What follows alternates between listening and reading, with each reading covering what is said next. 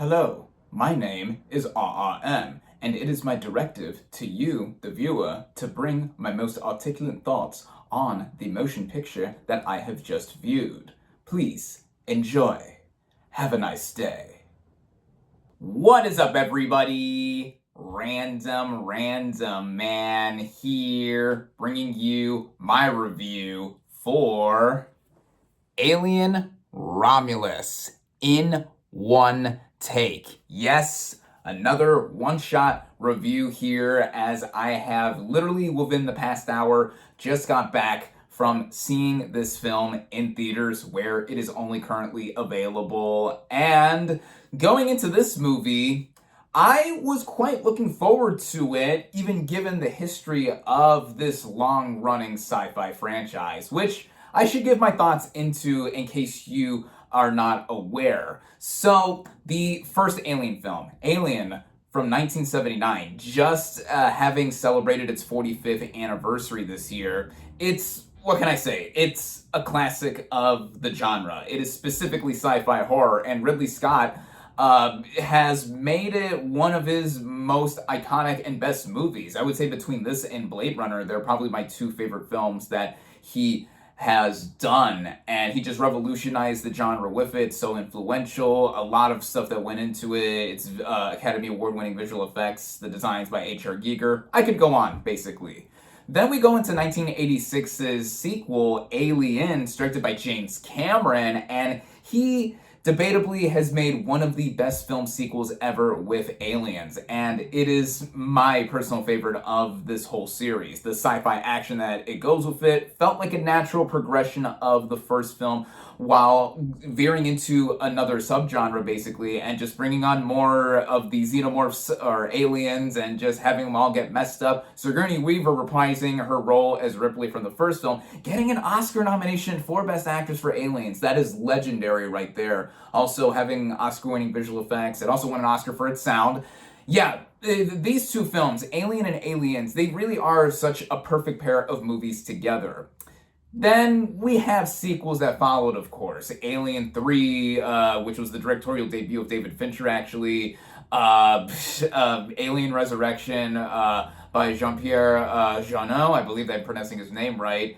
And then Ridley Scott did come back to the franchise after those films weren't a hit with audiences and critics, and he came back with prequel movies, 2012's Prometheus being the first, and I liked a lot of the ideas that were presented in it. The idea of a theocracy background with the engineers and what came before, and having a lot of details being divulged within the xenomorphs before we saw what they were in Alien. I didn't think they all entirely mended together well, but there were a lot of standouts in it. I mean, the visual effects, as always, like with this franchise, they've been mostly well done. Michael Fassbender as David, he was great in that, and other cast members in it too. Then we have the follow-up to it, 2017's Alien Covenant, which I did see in review all the way back in that year, if you want to go back to my thoughts on that movie. And like Prometheus, I mostly liked it well enough, it continuing on with more ideas and such. But neither of these movies captured what made Alien and Aliens so good. I mean, I'm all for divulging into more of the mythology and just more backstory, but a lot more people personally prefer how these movies veer into them being sci-fi horror, or even in some cases sci-fi action. And I'm not counting those Alien vs. Predator movies because they're not canon, apparently. And I've also never seen those two films. So either way, but yeah, spotty history when it comes to the Alien franchise. But now we have Alien Romulus, and taking over the reins as director is Fede Alvarez, whose one film I've seen prior to this one was his 2013 rendition of Evil Dead, and I did enjoy that as it rejuvenating that series. And then last year we had Evil Dead Rise from another filmmaker, which I did enjoy too. And here, just looking at the cast that was assembled, the look of the movie, it looking like it was going back to basics in a lot of fronts for the series. And at one point, this was supposed to go to Hulu. Before production began, it was switched over to be a theatrical release, which I was like, yay, because speaking of Predator from earlier, we had a couple years ago the fantastic Prey that went straight to Hulu, and that should have gone to theaters. I mean, come on now. Like, that was made with a sizable mid-range budget, and I would have loved to have seen that on the big screen, but luckily I personally own the 4K Blu-ray Steelbook for it, and yeah, at least that franchise got back to basics in a sense and brought it back to the quality like what was done with the first Predator. Does Alien Romulus do the same for the former glory of the Alien franchise? Well, let's get into it. Starting out with the cast and their performances, we have Kaylee Spaney as Rain. Now, she definitely has had quite a bit of a year.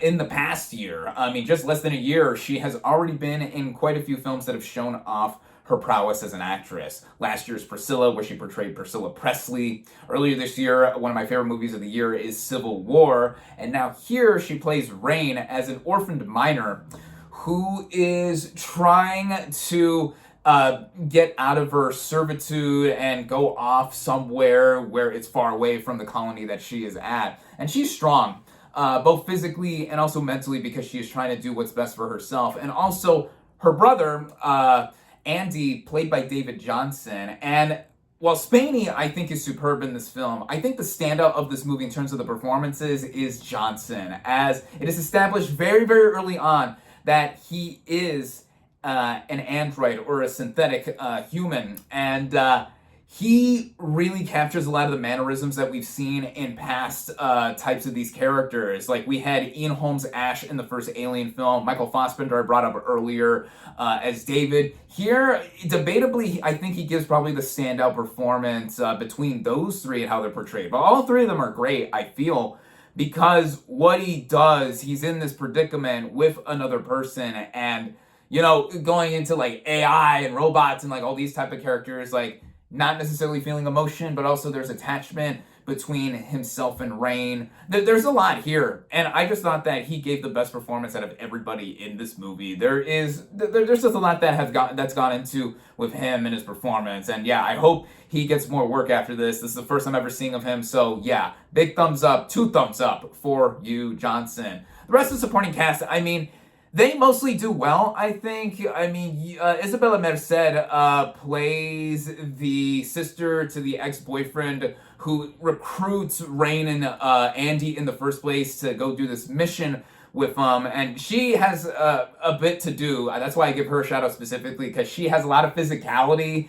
and she's put through the ringer quite a bit in this movie. And then we have another couple, the woman played by Eileen Wu, and you've seen her, or at least her with a face hugger on her throughout the marketing of this film. And all I'll say is that not everyone in this film makes it out between the 6 core players that we have here. So I'll just leave it at that. I'm not going to go into any more spoilers or any other things that I'll divulge that are very spoilery here. But the basic setup of this movie, I mean, this is a sci-fi horror film more akin to what the first Alien film did. And Fede Alvarez, he is the co-writer-director here. And it is back to basics in a lot of fronts. And I thought that worked because these young space colonists are trying to get some technology from an abandoned space station. But when they're in there, lo and behold, there is a bunch of face huggers crawling everywhere. And yeah, you can pretty much get where the movie's going from that standpoint. And it does take a little bit within the first act to get into what is happening, because we are put into the colony in which our 2 core players of Rain and Andy are living in. And that is a huge strength of this movie. Like, a big, huge strength that really pushes this movie up in a lot of elevation is how it's so atmospheric. It is affectionately and aesthetically atmospheric. And Alvarez clearly is a fan of this franchise, and he really understood the assignment when trying to play this all as fitting into this larger whole. And this is specifically an interquel or a standalone sequel. It takes place in between Alien and Aliens, but there's not too much, not a complete connection between those films. I don't want to get into spoilers, as I mentioned earlier, but towards the end of the first act, there is a major callback to something in Alien. And you can watch this movie in a vacuum, technically, without knowing further context. But before this, you had to at least have seen Alien and Aliens. I mean, well, first off, because they're complete masterworks of sci-fi, but also because of this, and you'll be lost if you don't know entirely what the context is and what this edition is in there. Now, you could say it's fan service, but also I think it wasn't to the detriment of the storytelling of this movie per se, and it just felt like the issue with it was more so how, it just felt so tacked on in there when the movie was already working for how it's set up with these younger individuals just going to this abandoned ship to get some space technology, get out of there, hopefully, to find a better life after that when they make off with it. And yeah, so there's that. And it's prevalent throughout the rest of the movie with this addition in there. But when we still go into everything else, how this movie's basically set up, and then the further directing by Alvarez, he really knows how to put up the tension and have a lot of the horror aspects be put in here. I've said this time and time again before. Horror is my least favorite genre of film, but this is technically sci-fi horror, so it's not completely one or the other, although the sci-fi aesthetic really is just up there. I mean, the production design, the art direction, if you're a fan of this series, this is like catnip for you. You're gonna eat this movie up. And apparently it had a sizable budget too. It was under $100 million, I believe. So I'm like, between that and the VFX, which mostly work in here, it proves that you don't have to go to 9 figures to try to make something that is convincing or whatever. And a lot of practicality is used in here. Whether you see the actual face huggers, I believe they were little RC cars or just little mechanical ones. Even the xenomorph, when we see the xenomorph, sometimes you can tell the xenomorph is CG. Also, with a guy being in the suit again, and the animatronics and the mechanics, all that's put in here. This is clearly sci-fi horror, but the horror aspects that this movie leans into more, I thought worked. Jump scares are put in here and there. Some of them did get me, but I think the vibes, for lack of a better term, the atmosphere, as I mentioned, really helps push this movie over into really just being a settling in kind of experience. And seeing this thing in the theater, you need to see this thing in the theater, of course. I saw this thing in my local chain's large premium format of XQ with DTS sound, and that's where I have to mention the sound as well, too. The inclusion of it and lack thereof was worked in here brilliantly, just like what was done in the franchise's past. I mean, the tagline of the original Alien film was, "In space, no one can hear you scream," and even after the opening logo and credits, or as the opening credits are played through, the lack of sound or playing into it, sucking in, sucking out, whatever, it's worked in, just like with the rest of the technical aspects that I think help bring this movie up a lot. Then there's the action. There's quite a bit of action in this movie. Not a whole lot, not to the level of Aliens, where that was a lot of nonstop action across it. But what's in here I thought worked, and the set piece specifically in the third act, where zero gravity is played with, it's among the best of what the franchise has done. Whether you're talking the ending of the original Alien, or a lot of the action that is just in Aliens. I mean, wow, the creativity and just also playing around with the whole technicality and the workings of what is established in this world.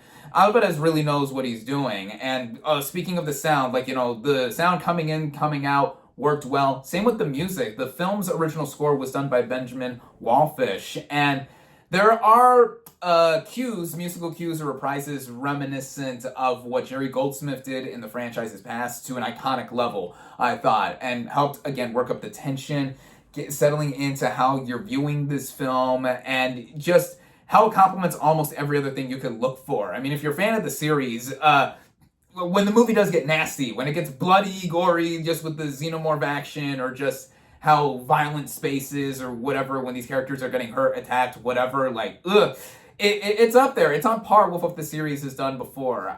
Comparing it to Evil Dead with what Alvarez did over a decade ago, it's not to that level of nasty where it's copious amounts of blood. But, I mean, Alien is about the balance of all this put together, too. I mean, a lot of the imagery here is pseudo-psychosexual in a way, like how the xenomorph is designed, too. Pretty obvious with a lot of how it is designed, and H.R. Giger's eternal timelessness that what he has done with the franchise's past. I mean, he is a genius right there. So much is like worked in here, I thought, well, and putting it all into play. The cinematography, beautifully shot movie, very clear, and a lot of it being practical sets worked in with the CGI. Not all of the CGI works, and that goes into that one spoilery element. This is what I get for doing this in one take, but here I am. But yeah, not all of it is there, but I can excuse it more than not because I think the film really has so much in it that is calling back to like classic filmmaking and what is done. It runs well at just about 2 hours in length. I mean, the 3-act structure that the movie goes for, I thought was firing on all cylinders. Getting into the third act. Now, again, no spoilers. A lot of people have described it simply as just a huge swing in what it goes for. And I see what they're talking about, but what I would say specifically is that it has 2 third acts technically. You could have ended the movie after a certain point, with it being, I think, a satisfying point to end on after all that has happened in it. But then there is the second third act, or like a 10-minute epilogue-ish kind of thing, sorta, that felt so added on at the end, or very last minute. Ridley Scott is a producer on this movie, so there's connection to how all of the movies that he has now made together in this series are canon. And just trying to be put in here so that there is connective tissue, which it made for a sequence that I thought was well done, like a lot of the other action that was in here. But yeah, depending on how you feel with Prometheus and Alien Covenant, I'm not sure how this is going to land on you. I didn't think it ruined the movie, but you know, when you consider that aspect and the spoilery element that I mentioned that comes in at the end of the first act towards the beginning of the second act here, that is fan service in a way, but I didn't mind it. I mean, yeah, it's give and take. It did feel like in a lot of ways that Alvarez was given so much full control and knew what he was doing and just making a back to basics alien type film. But then some things are worked in to connect it back to the franchise. It didn't ruin it for me. It's noticeable, they did stand out, but overall with the experience that I was having, or I had with Alien Romulus, I really enjoyed it. This is a film that I think is easily the best since 1986's Aliens. It's really hard to reach up to the level of what the first 2 films have done. And, you know, honestly, again, even with the prequels going into more of the mythology of how, like, all the engineers and then the backstories going into the xenomorphs was working, I liked how that was introduced, but I didn't think it entirely landed. And not all of Alien Romulus entirely lands either. But fans of the franchise who were looking for something that was more akin to the first 2 films, they should be mostly satisfied with what was done here. And I certainly was. And I wonder what the future of the franchise is going to be after this film is all said and done too, because I'm glad it got a theatrical release. Of course, movies should be seen in a theater. I've been talking for 17, 18 minutes now. I should wrap this up. They should be seen as big and as loud, or as silent, technically, as possible with this film. And yeah, I mean, Alvarez, I think, is someone who really knows what he was doing, being someone giving a love letter to the series, the performances, and just everything you can have with the crafts and all put together. Yeah, again, if you couldn't already tell, I really enjoyed Alien Romulus. And it interests me to know what people think of this movie too, now that I'm in on the conversation, having just given my thoughts on the film now.